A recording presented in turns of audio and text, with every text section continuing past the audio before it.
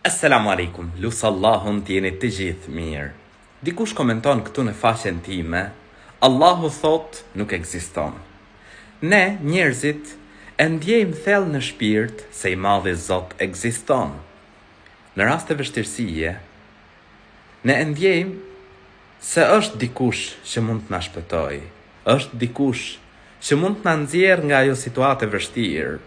Ne jemi të prirur ta adhurojmë këtë krijues. Ne shpresojmë se ky Zot, nëse ne i bindemi atij, të na falë, të na mëshirojë dhe të na bëjë prej banorëve të xhenetit. Ne kemi frikë se nëse i kundërshtojmë urdhrat e Zotit, Zoti na dënon me zjarrin e xhehenemit.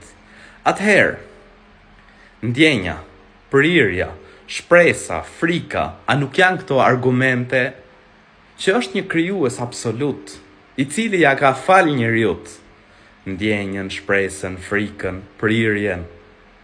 Po ashtu, i madhi Zot përmend në Kur'an shembuj të shumt, shembuj që tregojnë se me të vërtet ky univers ka një krijues.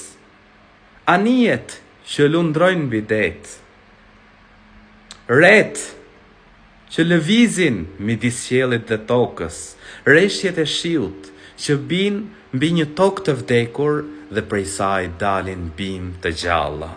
A nuk janë këto argumente se ka një krijues absolut?